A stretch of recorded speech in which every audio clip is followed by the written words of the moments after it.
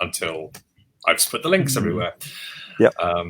Okay. Right. Talk amongst yourselves. I'm going to do this. So, well, I was actually going to say, like, Lynn, I've been trying on kind of multiple levels, trying to get more into solo role playing, especially after watching. I'm going to forget his name now.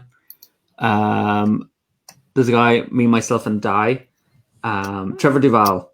He's a voice actor doing like an amazing series using Savage Worlds as the kind of system, but really like dramatic, and it's like watching or listening to a radio serial from the 40s or 50s. It's like dun, dun, dun, what's going to happen, because he understands pacing, and he's editing for that.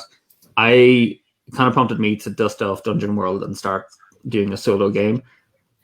But playing solo, I find the mental load really high for me. And I don't know whether, that's almost a thing within writing itself, that process of imagining is, it can There's kind of wear kind you of down. Suspension of disbelief that I have to imagine that is all about a really good game and a really good movie or TV show. And if you're kind of seeing it, I'm wondering, and maybe this wasn't the case, but you having to carry the mental load of being the one player, that maybe it was pulling you out of it. Like, yeah, it's like you're player and GM, and I think the best way to play a solo game is kind of play it as the GM to see, where the player goes. It's the rolling of tables, which is a lot of fun to see what happens. Stop. Okay. We can continue this shortly. Okay. Because we need to do the actual show. What with that, Jesus, I feel like being dad. It's not good. I'm not used to this. Anyway, okay, so we kick off in 3, 2, 1. Hello, lovely people of the internet. It's Wednesday. It's 7:00 in the UK, 2:00 on the East Coast of America, and that means only one thing. It is time for another Hub Games Team Talk. I am one of your cordial hosts, the inimitable, the inevitable Michael Fox, joined not at the hip, but certainly mentally by Rory O'Connor. Good day to you, Rory. How are you? Good afternoon. Well, yeah, good evening, sir, and good afternoon. And I can't remember the Truman Show, which we watched last week. Oh, that's a good film. That's great. A great film. Yeah, I love it. We introduced it to the girls for the first time, which they loved. Cool. Hi, everybody. Hi, everybody. Also, we have not one, but two special guests joining us for this episode all about writing in games and stuff.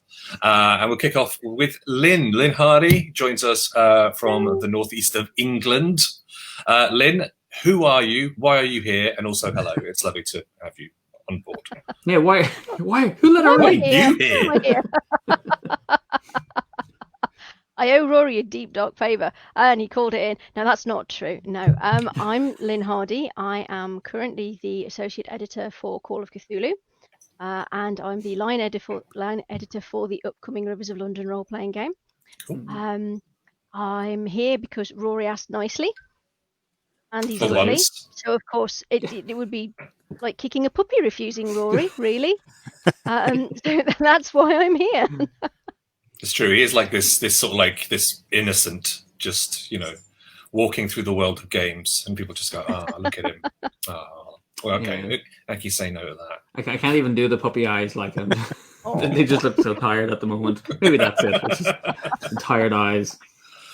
Meanwhile, also joining us from a hidden location, literally somewhere between mine and Rory's house, which I just discovered, is TV's own Hamish Wright. Hello, Hamish. Hello. Why are you here? Why am I here? Okay, so I have to kind of hold my hand up and say that all of you guys and any of you who are watching know more about games than I do. I'm a keen player of games. I've played Pandemic Legacy with Rory and his lovely partner. And we enjoyed it a great deal. But yeah, I'm kind of here to, I guess, like the curveball. I'm a screenwriter. I write for kind of TV and film, and I also kind of have a sideline at the BBC as a kind of development producer within a kind of organization called Writers Room. So I kind of, I'm a writer, but also an editor. So like I'm real craft nerd when it comes to screenwriting, and I'm really fascinated with the genesis of stories, wherever it kind of like comes from. So I'm sure this is going to be fascinating. It's going to be some good stuff. Now, I know some of the stuff that you've worked on as well. I've done my research, and I didn't realize that you were like working on one of my favorite TV shows of all time, Secret Life of Us. So yeah, I didn't realize that either until today. Oh, really? This is my like 10 seconds of fanboying.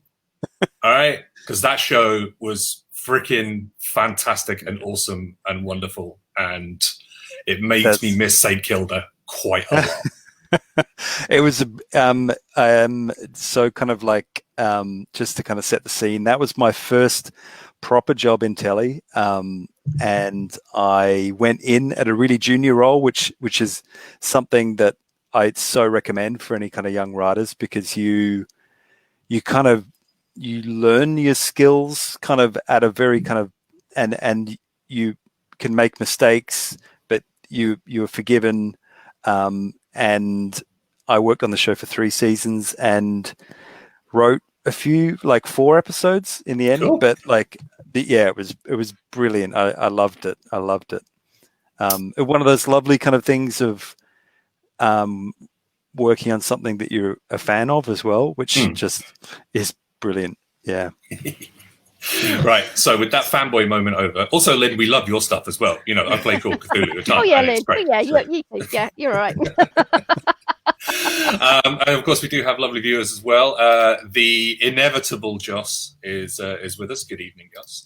And Boydell has joined us as well. Troublemaker, and just we all know he's hankering for an invitation. I'll get him on at some point. We'll talk about something.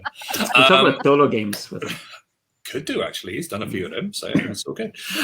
So cool. Rory, this is basically your ship.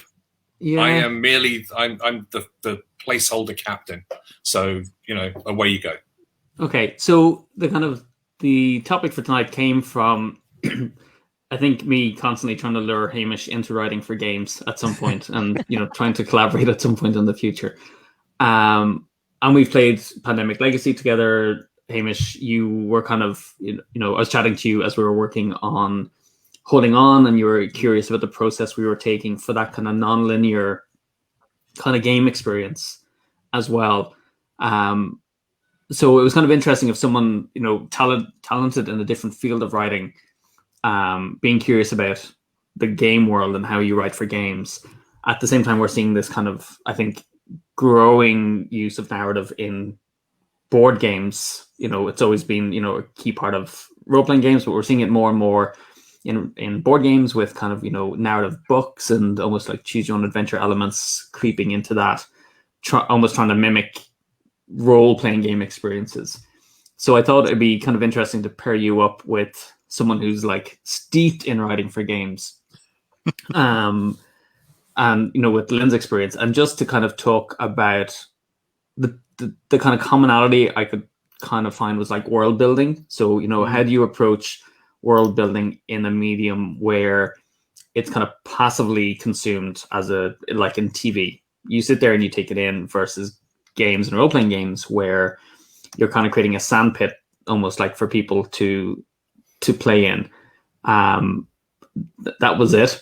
Yeah. It's kind of, and you know, we said it's kind of with the goal of improving, giving people kind of inspiration, and also improving the quality of what's being produced within games as well. Because I think there's a lot of us who think we can try our hand at writing, and, you know, we'll write the introduction for something, and it just, after working with Glenn Patterson on Holding On and seeing how he was able to craft, you know, incredible dialogue within, like, he had a 140 word limit per like section. God, I remember them. Oh, God. and how he was able to just convey so much in that very short space made me go, right, from now on, I'm only working with professional writers, because Yeah. it was just like really clear the difference. Yeah. So that was kind of it. I really want to build on your, like, you kind of claim the lack of knowledge and experience of games and use that to almost like ask Lynne questions and go back and forth. And myself and Michael will jump in every now and again with questions. Well, I mean, if I may jump in initially, Hamish, I think it'll also be very interesting to hear from your point of view with regards to what would you like to see in the world of tabletop gaming from a writer's perspective, but from like a very a different world writer's perspective. But hey, that'll happen hopefully naturally. We'll see. Yeah. There's so much to grab on there, and I'm just going to jump in, and it'd be really difficult to answer all of that. But I guess I'm just Rory, I'm just recalling the kind of the real quantum shift it felt to me, like when we played Pandemic Legacy for the first time, and it was like it was. I mean, it's small. It was small stuff like, shit, we're gonna put a sticker on this, and we're gonna rip that card up, and we're building characters, and they're getting scars, and that's changing their character as well. They can't do certain things that they could do before. It just seemed to me like, wow, like that was a real shift. And I'm sure many other like, it'd be interesting to know. It felt like probably legacy games. There's probably been a lot of other ones, because it felt like Pandemic really probably, I don't know, started a wave or something. But like, and I guess to kind of like bring it back to me, I guess I kind of it really kind of got me, because I do like narrative. I do love like the sense of an ongoing story, and a sense of, like, what was really quite brilliant about Pandemic Legacy, at least in that first season where we were able to play fairly regularly. The second season, there were some very long gaps in, and we forgot the rules and stuff. But like that sense of episodic, like a month, and there's a kind of solid outcome. It's a victory or a defeat, which just felt like pretty great to me. It's interesting. I kind of feel like in TV and film, and I'll stop rambling in a second, but TV and film in the UK in particular, which is kind of the field I work in, there's not really an appetite for elevated stories, like when I say elevated, I mean like anything beyond kind of like realistic, or kind of like Jimmy McGovern style realism, like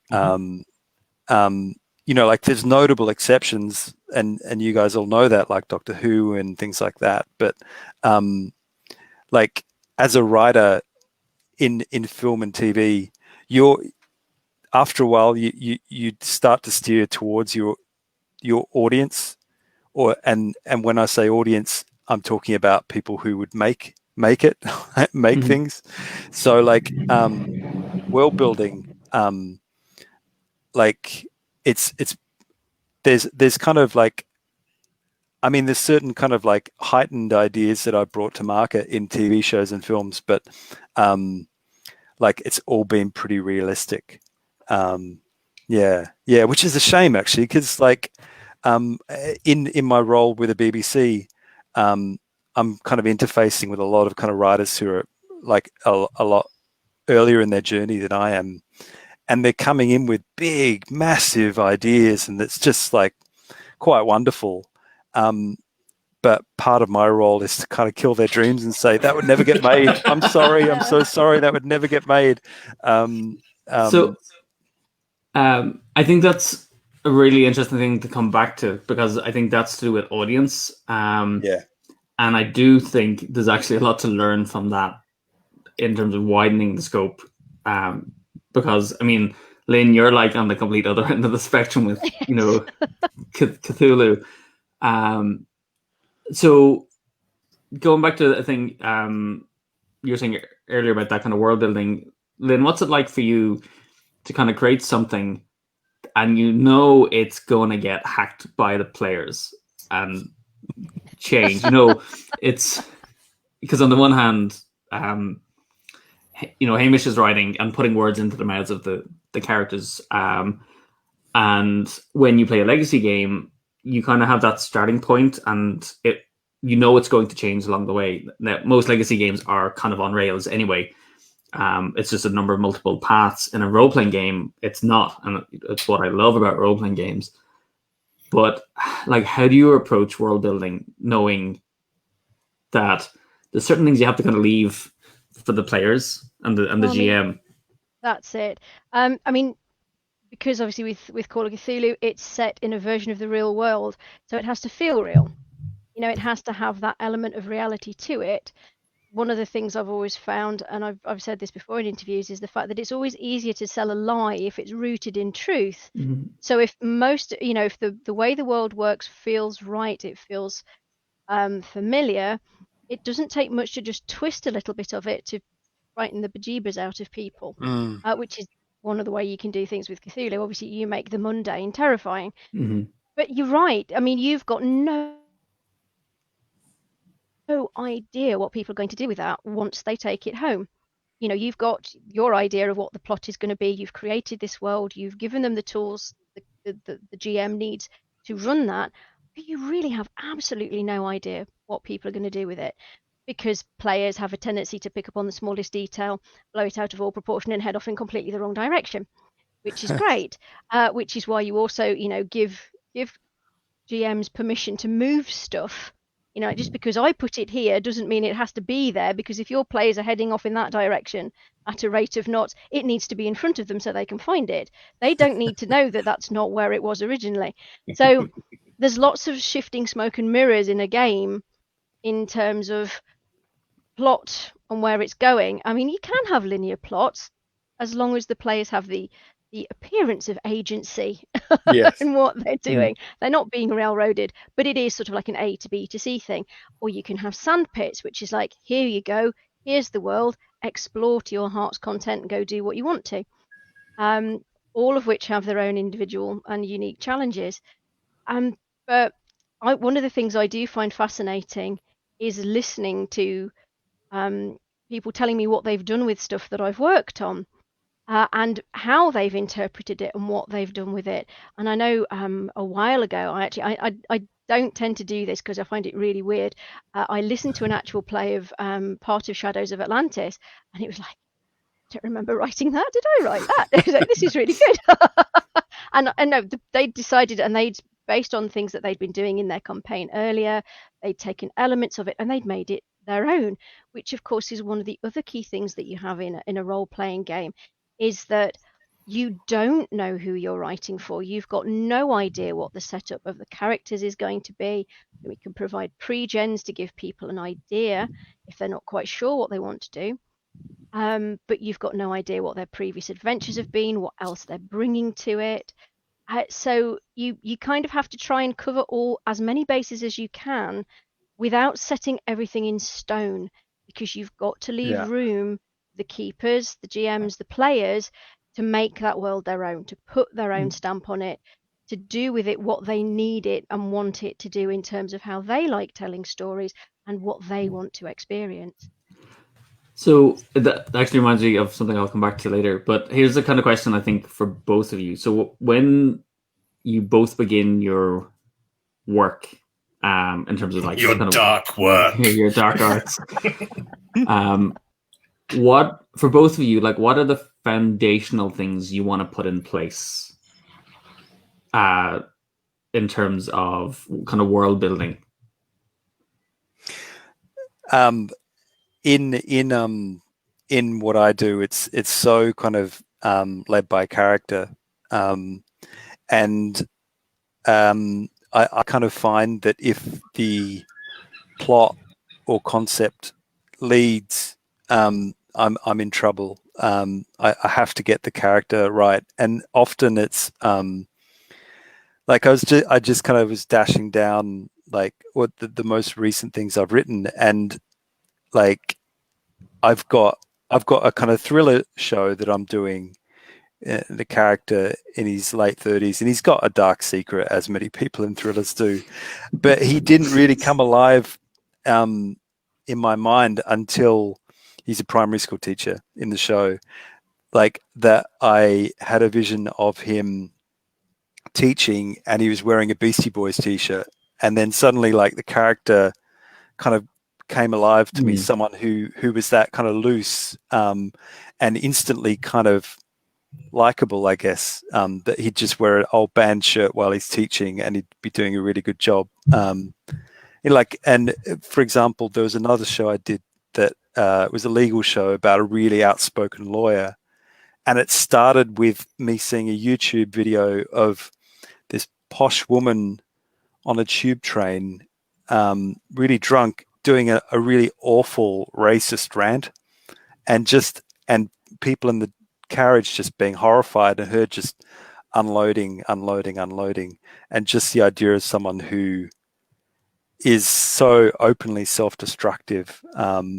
The character, as it turned out, was not racist at all, but that's where the character began. And I often find that the really good things I've done, I've managed to get the character early on written, like a couple of paragraphs often, and that I kind of keep it like a jewel, and whenever I'm losing my way, I look back at that paragraph and am I hitting that character?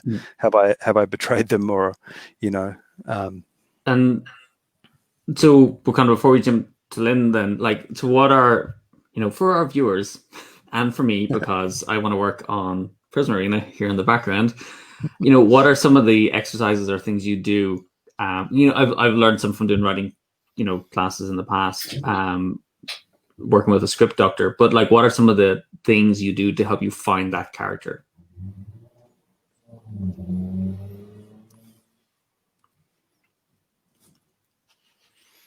Did you get that, Hamish? Was that for me there? Yeah. Or was it for Lynne? Oh, right. How do I? Well, one thing, like, a character's always got to have a flaw. In the case of my Beastie Boys t-shirt primary school teacher, his flaw is that he refuses to confront the kind of legacy of his past, and that's kind of what happens in the show. He's forced to confront that. There's always an itch that they need to scratch, and if they don't have that, if they're too complete, like, for example, I worked really closely with a kind of a screenwriter up in Derry. He had this lovely show about a woman who is genuinely a psychic, but she kind of sidelines as a detective.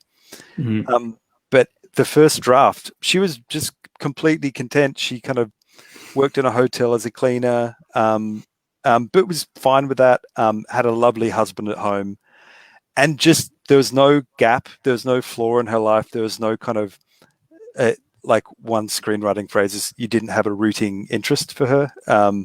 So I was like, okay, get rid of the husband and have her kind of like under the thumb at this hotel, and kind of, and not that making people unhappy is the solution, but it's certainly, like, in screenwriting, film and TV, there's a kind of engine that you want to put in place underneath the bonnet of your character. I mean, what's really fascinating for me is that,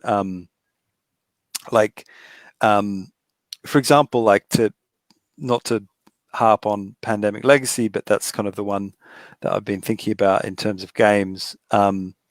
Like, I probably couldn't say that any of the characters that we had in that version of the game had arcs in the kind of classic TV or film sense. Like they certainly kind of went through scrapes, and you feared for them with like the scars, and they could some did die. So like that was sad, I think. I think, but there wasn't kind of like a traditional arc of this character's flaw is this, and by virtue of the story ending, that they confronted their flaw and balance was restored, etc. So that's, I think, a really interesting thing to come back to in terms of like metagaming and story. But Lynne, how do you approach, like, what are some things you do when you approach world building? I mean, the interesting thing listening to Hamish talk about characters, because of course, at the end of the day, I don't know who the characters are that are going to be doing this story, who are going to be creating this story. Like you said, I try always to provide pre-generated characters so that people have a kind of idea of useful skills, useful backgrounds, useful occupations and things that will help them get through the story. So most of my character work, most of my world building work is providing a mystery, providing a setting, providing interesting people for these unknown characters to talk to, and hopefully creating interesting little personas they can go and interact with. Because like I said, at the end of the day, I have no idea who will be telling that story once it's escaped into the wild, as these things tend to. How like I'm interested, like, is there a cultural element to it? I guess I'm just thinking, like, for example, some societies are naturally more polite or reticent, and like it's kind of, I'd be interested in some games that just like it can be like universal, and some that like maybe just don't work in certain societies for like behavioral reasons or kind of like societal kind of like stuff. Like, I mean, you do get cultural differences in gaming, obviously because white Westerner. I don't have a huge amount of experience of other gaming formats. I do know, and this is the one that always interests people, is if I asked you, what do you think the largest demographic of Call of Cthulhu players is, what would you say in terms of ethnicity and age? Well, it's obviously not going to be the obvious one. I kind of set it up a bit there, but yeah. So you might expect white male, 25 to 45 or so years of age. It's actually Japanese women between the ages of I think it's about 18 and 30. Wow. That's Call of brilliant. Cthulhu is massive in Japan.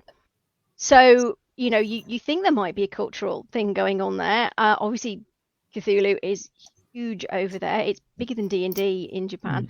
So, yes, there are cultural differences. There are so many games, and this is the joyous thing about the era that we find ourselves in at the moment, is the fact that thanks to self-publishing and, electronic print on demand, all that sort of things, we have such a wide range of games that will fit every taste, every group, every sort of cultural aspect. We have such, a wide variation in and a diversity of independent games developers who are coming up and through, who are sharing their ideas for games because the game they wanted to play wasn't there, so they created it. So, if you go and look, there is just so much stuff out there. So if one game doesn't fit and isn't really the sort of thing that works in your cultural setting, or sort of like the way that your society works, there will be something out there that will, quite probably written by somebody within that society, that will speak to them and that they will then be able to go and enjoy. This is like a massive digression, and I apologize, Michael and Rory, but like shut him off, Michael. Shut him off. Mute button done. There we go. Now go for it. A few years ago, Northern Ireland Screen very kindly parachuted a few of us writers off to Killarney on the west coast of Ireland to do the Robert McKee story course. I don't know if you've heard of Robert McKee. It's one of the probably the big two script writing kind of manuals, how to type things, and he does like a week-long story course. And if you want to see Robert McKee lampooned, watch the movie adaptation, which is quite brilliant. Brian Cox plays Robert McKee in it. But there are a lot of other writers there, different stripes. And one night I went out to the pub with these two female writers who both wrote for the Harlequin romance brand. Mhm.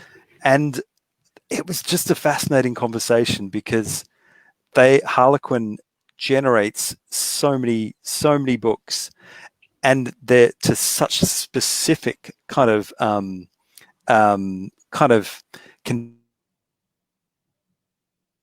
about, like to the, and it really was like there was a genre of Irish cowboys in the South of America, like that was actually a genre, and there was a writer who was churning them out, and it's so interesting how atomized certain things can be.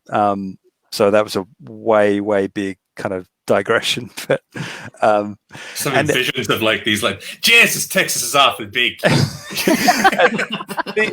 and these writers were like, and this writer who writes all these ones, she lives in Arkansas, and she can't write Irish characters. She doesn't have the voice.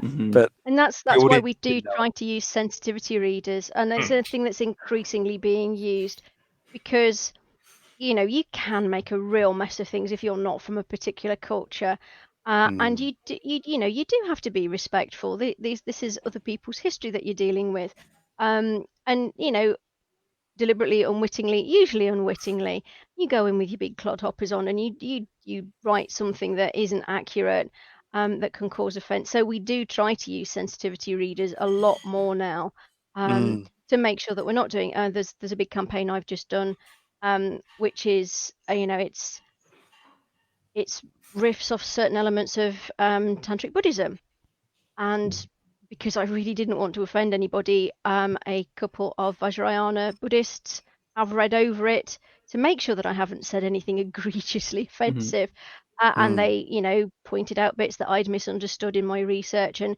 got me to tweak it to make sure that it's as okay as it can be, really, from a non-Buddhist person writing it. So yeah, you do have to be careful. You always should be respectful, and try and build those links with people who can help you get it right. And so I'm actually looking at my bookshelf, and luckily it helped me to remember the title. There's a book which I really, really liked called Inside Story, and I can't see the author's name, but it was about how, and this comes from my kind of personal development background, how basically whenever we tell a story, which is tied to our story cubes, you can't help but express a part of who you are in that. Like anytime you're writing or telling a story, you're expressing some part of yourself through that and exploring something through that. So I can see that happening quite easily within script writing. Everything that I've done, I'm fairly aware that I'm like working through stuff as I do it. Lynne, how do you think? Because I imagine, despite any kind of best intention, it's still going to happen when you're working on a setting or a campaign. So have you got an example of that maybe showing up? I tend to get very annoyed at British imperialism in history. Usually snarky comments will start coming in as I get more and more infuriated at how just thoroughly obnoxious the English were. Just vile people. So yes, I do have to try and tone the snark down. There for a minute. So yeah, no, the level of snark has to usually come down. Get it all out there the first time, just so I feel better, and then dial it back a bit, and be honest about it. I mean, obviously, with Call of Cthulhu, it's mostly historically set in the 20s and 30s, occasionally in Victorian era. They were not great times for a huge swathe of the Earth's population in terms of the way that they were treated. And you have to be honest about that. You can't deny it. Denying it is worse because you're just trying to erase it at that point. It isn't necessarily something that people are going to want in their game. They may have to deal with this every day of their normal life and might want to get away from it. So you have to be honest that it existed, but say, you know, like, this is your game. It is a game. It's not the real world. If you want to look at this, do so, but make sure that everybody that's playing it is okay with that, is on board with that. Because while it might be all right for you to go and do this because you don't have to experience on a daily basis, somebody else at the table, that might be their daily life. They might want this chance not to have to deal with it for once. So I think I'm going to use that to segue. So like Michael and I worked on Holding On, which is a game about a dying man. The extraordinary life of an ordinary person. You know, and that's been hailed as one of those like things of, you know, life is tough enough as it is. I don't want to, you know, have to deal with that. And I think it was really clear that difference between active engagement in a story, where your choices, like suddenly, like it was really weird watching how people dealt with the mechanics of the game and, you know, would get quite caught up about whether they provided care or whether they talked to Billy.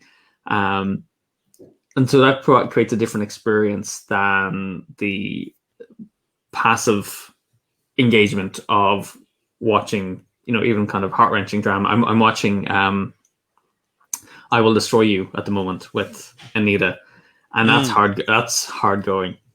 Like it's one of those ones I want to have watched, but it's tough. And so I'm kind of curious though. I think that kind of challenging content is easier from a TV side and a movie side than a game. So I kind of like to explore that a little bit. You know, can we have games that explore heavier subjects, and Yes. you know, how might we go about that in terms of alleviating players' initial concerns, you know, so that they don't just reject it outright. I mean, this is one of these things where you have to talk to your players. It sounds like a really strange thing to say in terms for a role-playing game, but you need to talk to your players. You need to find out whether it's something they're interested in, whether it's something that they want to experience, because you might have gamed with someone for years. That doesn't necessarily mean that you know everything about their background. There might be something in there that is very painful to them, that they don't want to share with their gaming group, that they don't want to have to confront in gaming. And it is all about honesty and talking to each other. There are various toolkits and things available in gaming now, increasingly so, to help try and provide frameworks and mechanisms to make sure that people can have those discussions and feel safe and secure at the gaming table. We've got things like the X card, so you know, if things are moving in a direction that you're not happy with, you can use the X card. You used a version of it in Untold, which I can see behind you, which is a wonderful game. So you know, there are things there. There are mechanisms to discuss this. There are games out there which do deal with some fairly heavy subjects. There's Bluebeard's Bride, where you each take on an aspect of a woman's psyche and you're working through issues there. I mean, that's some pretty heavy going stuff. Yeah, we had Banana Chan on a couple of weeks ago, who mentioned the same game, and it was like, I would like to play that. It's just very, very different. Yeah. But it's something that your players have to be mentally prepared to deal with, because it can get very, very intense. Before we came on air, Rory was talking about playing solo adventures. We're also seeing a rise, obviously, because quite often you may be trapped in a house with only one other person, one-to-one scenarios. Well, they're exhausting because they're very emotionally intense, because there is literally you and your player if you're running it. You know, in a normal game, you'd maybe have 4 or 5 other people there. You know, you can have a break, you can step back, you can chat about other things. If there's literally just the two of you face to face doing this, it gets very emotionally intense. So again, you have to make sure that people feel comfortable and safe and able to go, no, I just kind of need to step back from this for a little bit. I need a break. And also so that people aren't projecting strange things onto that gaming experience. So that, you know, people are enjoying themselves, they're exploring what they want to explore without feeling threatened, pressured, weirded out by what they're actually looking at. And because you can generate these very intense experiences, it is something you do have to be very careful about. And certainly in live role playing as well. I mean, I know there's an awful lot of LARPs that deal with some very intense and heavy subjects, and that there have been some concerns about people's mental well-being afterwards, because it's all very sort of crammed into a couple of days, and then there's not necessarily an adequate decompression period afterwards, and the people doing this don't necessarily have the training to help people deal with the emotions that have been generated through these very intense experiences. I guess like in TV shows or whatever, there's inevitably that this thing at the end, if you've been affected by these issues, and they give you at least, I guess, a phone number to ring or resources to access. Sorry, go on, Rory. Yeah, in the when you're writing for screen, though, how I'm guessing there's things you can structure into the story to kind of break that up or kind of balance it a little bit, you know. And I think it's trying to bring that out, because that's the skill of writing and storytelling, which I think would be helpful for people to grasp from a role-playing perspective, say, as well. It's like, how do you pace that if you need to go into something, if you're going to go into something heavy? How would you approach that from a script writing perspective? I'm always thinking of the Trojan horse, you know, like I think the big kind of the weight on me is to tell a story that's compelling. So I could design the most wrenching, horrible, issue-driven thing in the world, but if I haven't made you care about the character or characters that are taking you through that journey, it's dead on arrival. So I kind of think, so I guess I'd bring it back to the Trojan horse, like the core kind of that there's an engine that needs to be driving the viewer through the story, and to an extent that tricks them into going deeper and darker territory than they may have thought that they were willing to tolerate.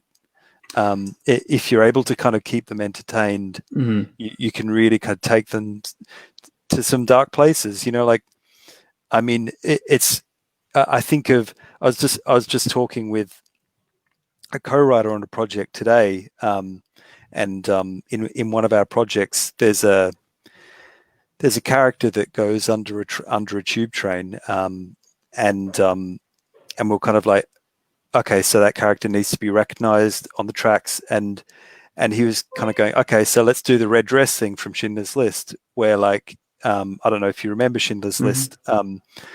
Spielberg just highlighted one child's red I think dress in a film that was otherwise black and white, and that was the kind of, I mean, it's, in a way, it's shameless and it's real heartstring tugging, but it does remind you that it's not a blank immensity of loss, that there is specific kind of things. And I'm always thinking about how can I be emotive, and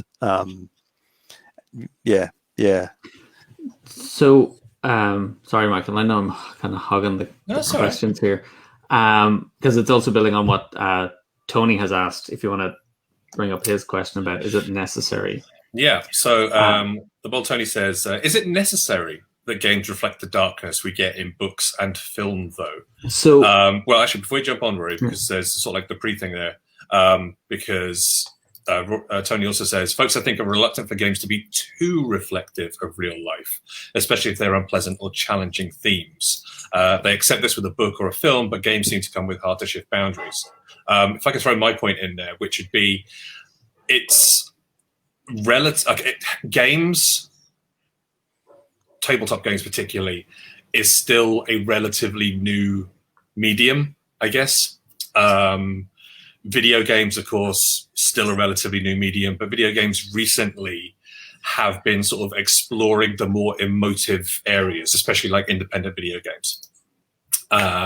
There's a whole load of like amazing independent creators who are making games that are specifically, released to make, to hit you here and here, as well as like, giving you the dopamine effect of playing something. There is also latterly, and it's still small, but it's growing, it's increasing, people who want to try and tell a different story in the tabletop games that they're playing. And it's not just like, the world of, a role-playing game where something is more, as you said earlier, Lynn, more sandboxy, like, it's an open world where you can do anything within the parameters of the rule set that's given to you. With a tabletop board game, obviously that parameter limit is decreased significantly. So you have to be very careful about how you're working. Is it necessary?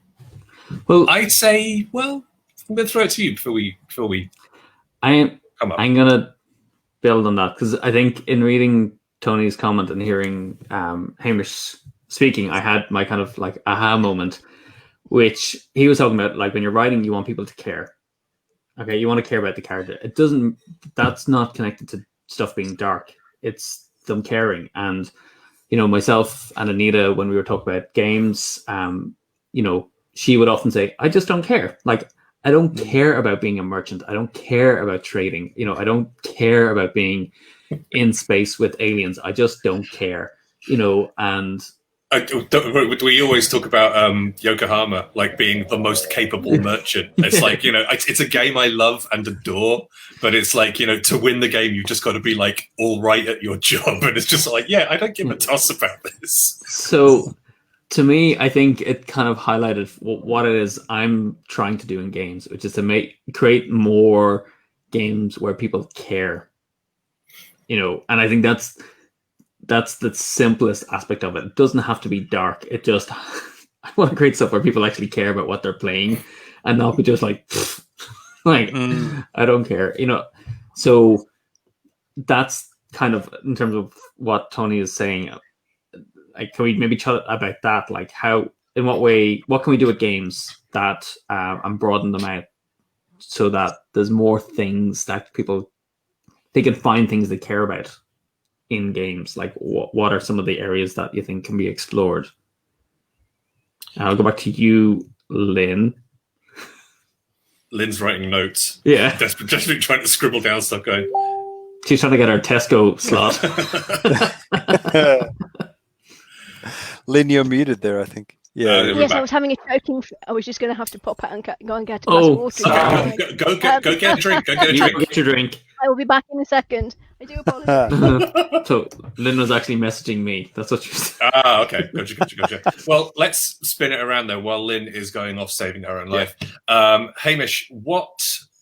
I think we circle back around to that in a minute. Mm-hmm. What would you like to see, like, in the world of gaming, like from like a writer's perspective? Like, it obviously, your experience is, you've mentioned Pandemic Legacy a fair bit. Yeah. And would you say that was, I don't want to put you on the spot, but like, is it good writing? Is it passable? Is it trite? But what would you like to see in a game that would make you go, oh, holy crap, that's the one? I kind of we kind of notionally won at the end of Pandemic Legacy. No, we didn't. We were just two. Didn't we? I thought we did win. Oh, I thought we were crap at both of them. crap. I have to say, there are, and this is so the comment of someone who is whose mind is slowly crumbling. There were just so many rules; it was just hard, and often there are big intervals between us playing, so that the month we were playing was all about us well, probably me, not you, Rory. I think you knew No, everything, me but too. like relearning the rules and just either getting out of the month by the skin of our teeth or just absolutely getting hammered. And So I thought it was a. I always kind of with Pandemic Legacy in particular. I think it's a little overladen. One thing I was always thinking while I was playing it was, and this is something that I have to say, I have to kind of give you an insight into what it's like as a screenwriter. Whenever I kind of read a book, play a game, read a story in a paper, I'm always thinking, could I adapt this? Could I write this? Like, so with Pandemic Legacy, that was always ticking in the back of my head, even though there's been many good and interesting, like pandemic themed movies. Contagion is the most obvious one I can think of right now.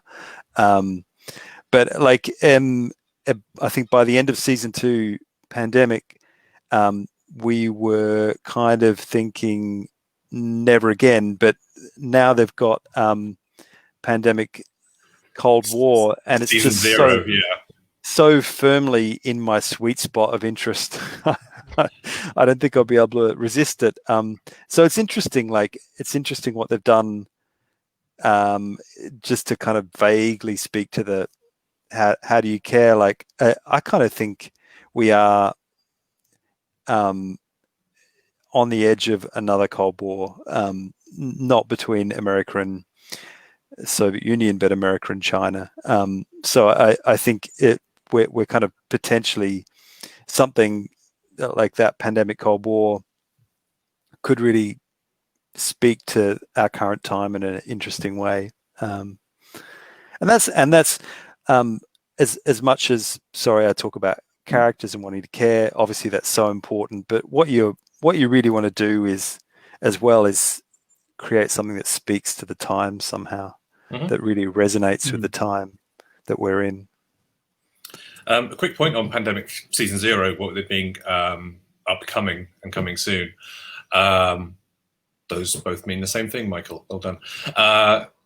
We talked about nuance throughout this episode, and the developers have actually listened a lot and have taken the idea of nuance on board a little bit more, because it's no longer at the end of the month. It's no longer a flat win or a flat fail. There is now a middle ground where you can achieve something and you'll get a third branching path now, instead of just sort of like going down the you have won or you have lost. So it's going to be interesting to see how that's been sort of integrated into the Pandemic Legacy system. I too am very excited for it. We're obviously, ironically, the global pandemic has halted my season 2 game. But once things start ramping up again, I'm looking forward to jumping back in and exploring the world further out. But yeah, I don't know. I think, Hamish, you and I are of a certain age where that Cold War spy vibe is like, yeah, give me that. Give me that now. I mean, hell, the first game I ever had published properly was Ace of Spies. So yeah, I love me some spy stuff. It's all good. Anyway, Lynne's back and she's not dead, so that's good. Yeah. Welcome back, Lynne.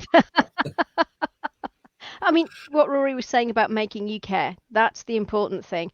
And when you come to choose a game that you want to play, you do have to look at, like, what do I want to get out of this game? Do I want to just get an hour or so of escapism out of it? Do I want to explore an interesting point in history? Do I want to explore an interesting location? Do I want to explore an interesting character interaction or feelings? So again, it's all back down to honesty. Being honest about what you want to get out of the game is going to influence what game you pick. And as I said before, we are living in something of a golden age in terms of the choice that you have is phenomenal now in board games, role-playing games. You have your light, fluffy, escapist games that if you just need to let off steam and unwind, they are there. They will be great fun. You've got your in-depth, challenging games like Holding On, Bluebeard's Bride, things like that for when you want to explore something a bit more deeper and a bit more meaningful, and everything in between. And there's absolutely nothing wrong with that, because at different times in your life you are going to want different things out of games. And thankfully we're not just stuck with Monopoly and Scrabble anymore, so we can get those things out of games. So there's so many thoughts buzzing in my head. But one of the things, Michael, you and I talked about with Holding On, like talking about feedback on Pandemic Legacy, after hearing feedback on Holding On, one of the things was that, things changing in between the game. And we basically came up with a template for the hopefully Holding On 2, is that you won't know whether you've won or not. You'll just get an ending. And that the idea of that ties into the fact that we had a lot of people who had a twisted notion of what it meant to win Holding On. The min-maxes. So Rory wants Tony did put a good point in a little bit. You cannot trust the players. They are by far the weakest clause in the gaming contract. Our games would be wonderful if it wasn't for the players. I think that's slightly unfair on players. I mean, yes, I know sometimes Tony's they an ass, will that's why. they will do their damnedest. But let's face it, we've all run, well, certainly I know I have, when I've been running and testing games, I think I've come up with something really quite cool. And then the players will go and do something absolutely stupendously amazing, which I will then shamelessly steal and include in the finished thing. You'll be inspired by them, I think, is yes, the correct term. I'm inspired by it. That's quite right, yes. I mean, it's probably a version of what you guys have done with playtesting, but I was in a writing program a couple of years ago, and we had Jed Mercurio, creator of Line of Duty, The Bodyguard, etc., come and speak to us. And I was chatting to him after, and he does something that I've never encountered any other TV writer doing. He whenever something he's done goes out and is broadcast, he gets the viewers' logs for all viewers' kind of interaction and comments minute by minute for when the show has been broadcast. And wow. he's kind of like, okay, so and what he's kind of like looking for is this character coming across? Did that plot point land?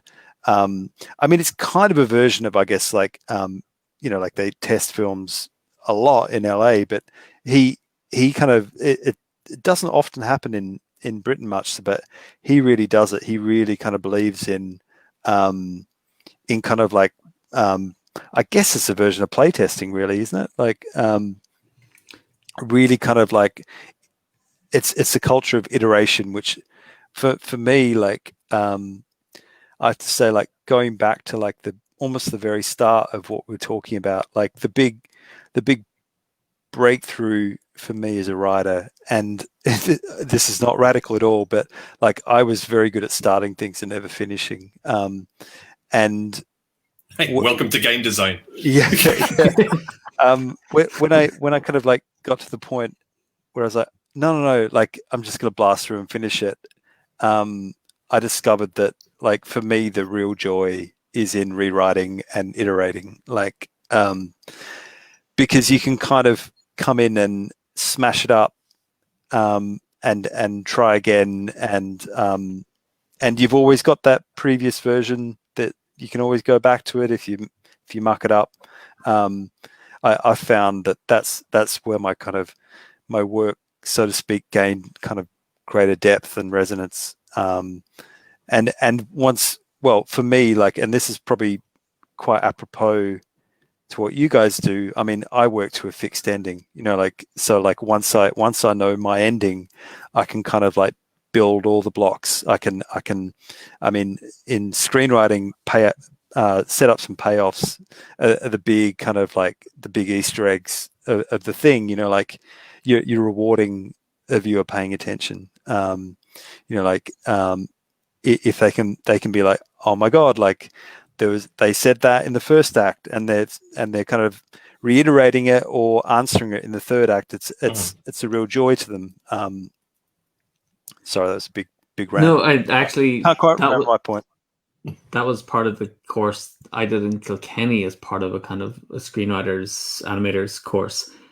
And seeing, like, we dissected Witness, The Iron Giant, and Back to the Future as 3 movies who exemplified that whole, like, setting things up for the payoff. And I was just like, oh my God, these are like so incredible how they've layered those things in. And I would kind of go, okay, so that's probably one takeaway for games. Like, in terms of writing for games, it's like, if people could set things up well and sow those seeds for the payoff later, I think would go a long way to helping, you know, ramp up the quality of games. Just because I know we're running out of time and I want to squeeze this bit of the conversation in. You were saying about in the UK, the audience isn't really open to kind of reality type drama. Yeah. And it's funny because I'm like, how do we bring more of that into games? You know, the reality type gaming, because I think that's why there's a huge audience that we're missing in games, because the content of the games isn't interesting. So we've got this like audience who is watching TV and not engaging with games. Can we kind of like find this like slight middle ground of taking reality and applying those little twists to it for media, like for screenwriting, to then also do that almost with gaming, of like bringing more real world elements in. And I remember watching, sorry, this is a long way around, watching Erased, which is an anime about a guy in his 20s and a girl in his childhood was abducted. He can kind of travel back in time slightly, get sent back, and basically is trapped in the child's body and has to help this girl. And I remember watching it thinking, I watched this because they're never going to do this in Western TV. Lo and behold, Undone came out on Amazon Prime, which was about someone, you know, with kind of mental health issues and was dealing with her father had died. And I went, finally, you know, a Western program is actually combining very real world issues, but kind of heightens it a little bit to I think drive the point home a bit more. And so, how do I get back to gaming? Like, is there an opportunity for that, you think, in the UK media? And then Lynne, like, is there ways that we can, have you any thoughts or ideas about how we might explore that from a game space, that kind of slight blurring of lines? Well, I suppose Cthulhu does it.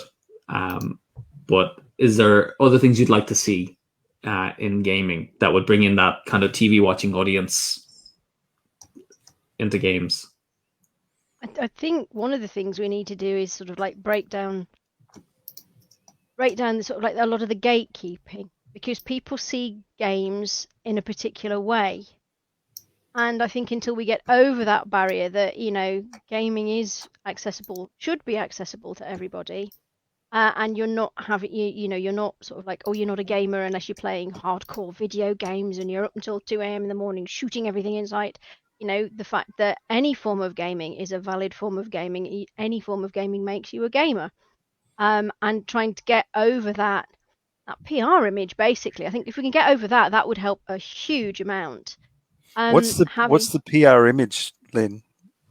Well, I mean, it's what we were saying about the demographic. You know, if you think Like about gamers, you know, it's white guys. Michael and I.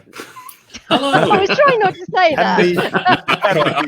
You know, I love you. I am the most generic freaking example of game. Like, you go to Gen Con and there's like 58,000 me, and that's not good for anybody. So if we can get over the fact that like it's not just people who look like Michael, that it's all ages, all races, all creeds, then I think you're going to start interesting more people and getting more people in. I think at the moment there is that kind of like there is some sort of exclusive club that people aren't welcome in and aren't wanted in, and they also don't know quite how to get into it as well. So there's a lot we can be doing to improve accessibility. One of which may very well be modeling more of the things that they enjoy in literature, that they enjoy on the TV, and not being quite so weird and way out. All the way through this conversation, I've been thinking back to the episode of Futurama where Fry's talking about how people don't want new and exciting. They want familiar and boring because it's not frightening to them, it's comforting. And yes, maybe that is something that we really do need to look at, is providing that comforting, familiar entry point. And then once people have got their confidence, they're happy with it, they know it's something that they're going to enjoy and they want to do, then we can lure them to the dark side, do all the weird stuff. So there's a couple of things, like, and I know I could talk for ages about this. To me, there's like two key things in games that you don't get with, in tabletop games that you don't get with, say, TV and video games. One is you generally need more than one person to share your interest to play it. So that's the first hurdle, which we hear a lot about holding on, people wanting to play it, but not having anyone else to experience it with. And the second one is rules. Now, I really don't think people appreciate how much of a hurdle rules are, because a lot of people who say they've played games and they play Scrabble and Monopoly, I ask them, did you read the rules or were you taught the rules? And it's like, I'd love to get the rules reader 0, like the actual person who read the rules and then taught other people, because it was always seemed to be passed on by word of mouth, like where it wasn't actually taught to anyone. They read it. And I think there's an element, the impression I get when I'm talking to people is like, they don't want to read the rules because it seems like it's outside their wheelhouse. It's worried about getting it wrong, or it's complex or something. And it's kind of got me thinking, can we make people care by starting with almost like a book or a narrative, but almost like partway through the story, a game starts to emerge that they need to engage with. Sorry to jump in, but it's one of the things we did with Alone Against the Flames, Call of Cthulhu, is that it's a solo adventure, so choose your own adventure, but it teaches you the rules of the game as you play through it, and that's certainly something that we're trying to do. We did it with the Call of Cthulhu starter set. It's something we're going to be doing with the Rivers of London game, because we're hoping that people who've read Ben's books and like them might be tempted in to come try, and if you can help teach someone the rules as they're playing, that's a good way of doing it. It's not as intimidating. One of the other things, and I know this isn't something that you particularly suffer with, because you're very good to have been involved in the process with Hub Games, and you do edit your rule books, you check them to make sure that they're clear. The number of board game rule books that are impenetrable, and they are a huge barrier. We still get shouted at for that our rule books are too tricky. We get that every day. But you edit them. Yours are edited and checked by people, whereas you get some and you can see that they've never been edited. They've never given them to somebody who doesn't know the game to make sure that they actually make sense. And that's a gigantic barrier. If your first point of entry to a game is to pick up that rulebook and look at it, and you can't work out what you're supposed to do, then yes, of course you're going to walk away. So I think we need to really work hard on improving the quality and accessibility of board game rulebooks in particular. But that, I also think that comes back to the caring, because because I also try to find moments to plug our games during the talk. But like, one of the things I loved about Adventure Mart was like the things you did in the game made sense. And people have commented in the reviews, like, it makes it easier to learn because there's an inherent logic to what you're doing. And when that's abstracted to the point of like not caring, then you're creating more hurdles. So I think, to me, it's combining that, creating a theme that people care about, goes a long way to helping them get through the rule book, because there's some experience they can kind of hang their knowledge on for it to make sense as they're learning it. And because games, a lot of games, the value comes from the kind of the nuances of interactions, but you're getting quite complex. And those things can seem less complex if they make sense to you. So I'm trying to bring that back to like screenwriting. Hamish. Well, actually, Tony has suggested it might be an idea that Hamish jump in and do some time story scenarios. Actually, we'll get together and play time stories, Hamish. I have it here. Brilliant. The possibly slightly unhelpful comparison that I would make, but I think it's analogous, is exposition in a kind of film or TV kind of thing. I'm writing a horror film right now. I'm about 10 drafts down, so I've told this story in every which way. There's bits where the exposition has just landed in a dump at the top, and it's done its job, and it's allowed me to just kind of hit the ground running and just keep running. There's been peppering it in, and then like halfway kind of like dump. I call it a dump, a dump of exposition. Right now, it's landing at the end of the first act, so like about 25 pages in, and then another kind of key kind of bit of exposition at the start of the last act. So like about page 70 of a kind of 95 page thing. So like it's interesting what you're saying about I personally find rule books in games just enormously intimidating. I am the kind of annoying guy that like recoils also reading like the guidebooks of fridges if I buy them, or dryers or whatever. I just I don't know why, but so like I do find them intimidating, and like I have the great pleasure of Rory often being the game master. So like it's like, oh, thank God Rory can explain it.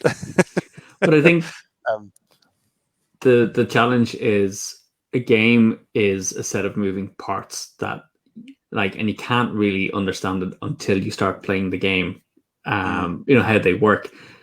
But I think, Michael, we have these conversations about how you like to know what all the cards do up front. Like, explain to me the cards, what they do. And I'm like, no, get me playing the game, and then tell me what the cards do, because that's when I need. Wrong. Stop being wrong. That's and that's the integral issue. Everybody approaches learning a game in a completely different way, and we're all trying to just sort of like hit that happy medium where people like me are satisfied, who just wants to get into the engine and start tinkering with stuff. And then there's Rory, who's just sort of like, let me drive, let me. No, so I think you need like two rule books. One that says, I want to play the game. It'll be done like my format. I want to win the game. It'll be done like your format. This sounds like a new approach for a reversible rule book. New Hub Games videos. We'll do 2 for every game. It's just like, right, you want to win? Right, watch my one. You want to just learn? Scroll to Rory's one. It's fine. It's all good. All right, so we could obviously talk for ever and ever on this. I still have a bunch of questions. It'd be lovely if we could actually get together again at some point in the future and continue. That'd be brilliant. Cool. But before we go, Jos did give us a question, which I would actually like to throw out to wrap up.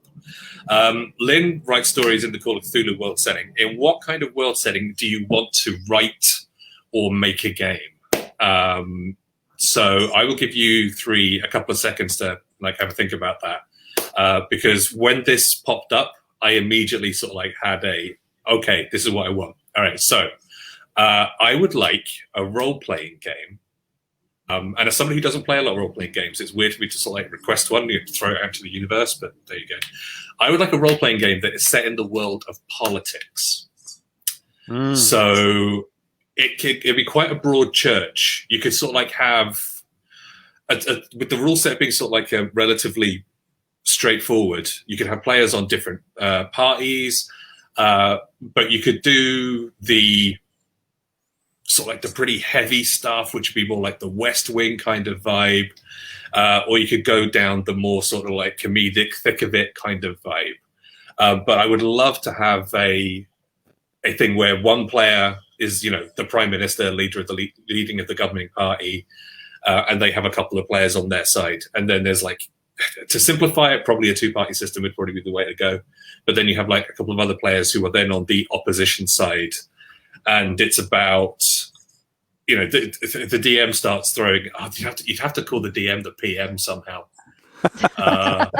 But yeah, they would be the ones sort of like coming up with the ministers and coming up with the issues that the country needs to deal with, that kind of thing.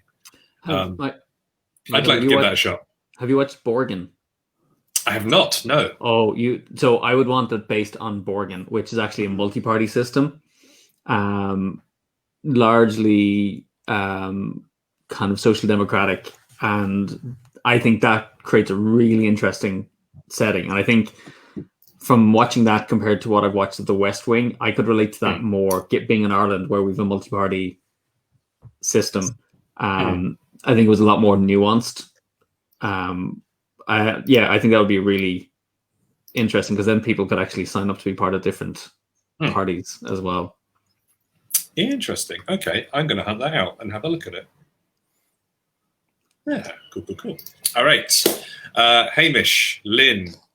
Yeah. Okay, so like, I mean, this, I feel like I can't divorce it from the kind of show that I want to write. Like, so like it's kind of like one thing I've been wanting to explore, obviously in a show, but I'd say it's a game in this context, is something about the challenges of being a step parent, which is something that I am, a stepdad to two girls, or young women now. It's a bit of a minefield. It's interesting. I was thinking, like, in the tabletop gaming world, is there anything around relationships? Because I mean, obviously, like, I started out on a relationship drama, and it's I think it's enormously rich world. I guess the cliche of tabletop games is that it might not be, that field might not be interesting to. Oh, there's quite like, a lot. Just straight in terms of romance games, there's oh gosh, my brain and names. Fog of Love is the one that Fog immediately of springs to Love mind. is one. There's a romance trilogy of games by a lovely game designer whose name completely escapes me at the moment. Emily Cairboss. There is Monster Hearts, if you want to go down the emotional teenage angst side of things. Played that a few times. I love that one. Which is based on the Dread Jenga mechanic. So you're telling a romance story. So, there are games that are based around relationships and things, and that go into that kind of emotive things from the romance angle, from other angles as well. So, again, what I'm saying, it's out there. It's just trying to find it all. Yeah. I mean, it goes back to what I was saying earlier about the the indie producers. So like Starcross that you mentioned, Lynne, is, that game is indie AF and is fantastic. There's so much out there. It's just a matter of scratching and digging for it. Like Fog of Love, like Lynne mentioned, is basically, a romantic comedy on your table for two players, and it's absolutely lovely and wonderful. So if you want to go a bit more hardcore, you could play Consenticle, which is, like a relationship and sex-driven game between a human and an alien, where it's all about the communication between the two of you. And it's, you just need to look at and Rory's game collections. I gotta give a shout out to Matt Fantastic, who had a game about kind of sexual relations between players, and it was done as a party game. Hang on, Rory, say that again, because you did a breakout. So Matt Fantastic has a game. The title eludes me, and is it called Twosome or Threesome? It's kind of a party game where you're laying out like sexual preferences, and the opponents have to guess which one you would prefer. So it like takes really kind of base game mechanics, and you're kind of learning about each other as you play. And I kind of spoke to him and said, look, I'm a prude Irish person who, was brought up in a Catholic background. It's very hard for me to play this game, but I will buy it because I think these games should exist in the world. Yeah. So, I mean, there are things. It's called Come Together, by the way. Come Together, yes. Of course it is. Because of course it is. But just as a concept, and I think, like you talk about that idea of parenting. I think these are the kind of things that I want to see more of, particularly in board games, which provide a different framework than role-playing games. I think role-playing games have really branched out, like, and cover so much. I don't think board games do it in the same way because of the constraints. But I have to admit, like, I'm the person who I'm like, oh man, I really want to play this worthy game, but I just want popcorn right now. I just want to play something light. And I haven't quite found games that make me dig into that and get the other people to do it with. It's more likely to happen kind of on a solo level. And I think that's maybe where we'll get to see more creative stuff in terms of games. That's inside. Lynne, what? Yeah, Lynne, what's the dream? The dream IP, the dream scenario, the dream theme. Well, I mean, there's the couple. There's the oft-mentioned Elizabethan Tudor setting for Call of Cthulhu, which one day I will commission, because I'm never going to get to write it. I just way too busy now to write this. It was a question that was thrown at us at the end of a panel at Gen Con a few years ago, the last one I was at. And I said, Elizabethan Tudor, I would love to do that. And that seemed to get quite a good reaction from the crowd. But it's one of these things that I keep mentioning is going to happen, and it never gets around to, because there's always another book to edit and sort out and what have you. So I'm probably going to end up having to commission someone else to write that one for us at some point. The other one, of course, is the one that I'm actually now working on, which was the one that I really wanted to get going, which was the Rivers of London role-playing game. Plug. Which was all kind of like, as soon as I read the book, it was like, this would make a great game. And I think you can get round the whole, you don't have to play the main character in it to get a lot out of that world. And I was chatting about this with Mike Mason, oh gosh, it's nearly 2 years ago now, because Ben was doing a book signing in Newcastle. And Mike said to me, would it make a great game? I went, yes, it's one I have actually pitched to another company before, and they just didn't, they weren't interested at the time. And he went, well, we'll just talk to him, ask him. And thankfully, Ben is a huge gamer. So he was chuffed a bit. And he's very enthusiastic about the game, really excited. So yeah, that's something I'm actually working on at the moment. So brilliant. So Tony's spamming us with like a whole load of ideas. He says, has Lynne read the Rotherweir trilogy? He's also mentioned Study in Emerald, which is the Martin Wallace game. Rotherweir is actually, wait, Lynne, you would love it. I think it's basically a small town in England that has kind of existed in a bubble for a particular reason. And so a modern day teacher is hired to come and teach in the school, and they're basically picking apart like why this place is still kind of like operating like it's in the 1700s. And it's basically being decreed as operating outside of the normal rules of the kingdom. I think you'd really enjoy it. Some really interesting characterization. Tony describes it as Gormenghast meets Harry Potter. So he's trying to put me off, isn't he? I tried reading Gormenghast when I was in junior school, and that did not go well. Everybody tries reading Gormenghast when they're at school, and they just run fleeing from it and go, oh, there is that BBC adaptation, though, which is pretty decent. Yeah, we'll do our essays based on that. It'll be fine.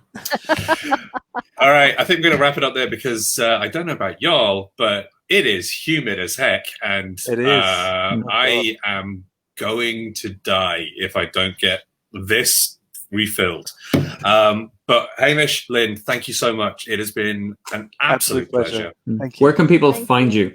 Yeah. So, Lynne, we start with you. Folks want to say hi online, and just go. Oh, there's Lynne there. Where can they do that? Most confusingly, I am at Cogs and Cakes on Twitter, which was the shortened version of the name of my steampunk role-playing game that I did. Cool. And Hamish, how about you? I am at the right Hamish, and it's WRHHT, as in the name. Yep, I can be found there. And now I know that you just live around the corner, you are welcome to come around here and raid my game collection as well. We can play some stuff. I open think invitation for you, but the commute's a bit of a pain. yeah, It is I think a bit, yeah. what I think we should do is, Hamish, we should play a couple of those games and then actually come back and talk some more about writing. Yes, I will. that'd be pretty cool. I want Rory and Hamish to play Consenticle, and we'll see how that rolls. Oh my God. Can we do that remotely? I think you could get away with it. Yeah. I think actually it might be. There's a couple of games we could play over Zoom, some story-based games. So it'd be interesting to maybe give them a try. I'm pretty sure there's Fog of Love on Tabletop Simulator as well. So we shall see. Yeah. But it's cool. But anyway, thank you very much indeed for watching, and join us again next week. We've got our guest for next week, I think. Rory, is that confirmed? Yes, actually, I just got to figure out the topic. We will have a certain Matt Leacock joining us next week. That guy, Yeah. this co-designer of Pandemic Legacy. It's almost like it's come together perfectly. Wow. Amazing. Amazing. So if anyone has any suggestions for a topic, it's just like, we managed to get Matt. So we still need to work out what we want to talk about. So We'll any work out suggestions something. would be greatly appreciated. Cool. What was it like to predict the future? Yeah. How is it, Nostradamus? What's going down? Let's go. But we'll see you next time.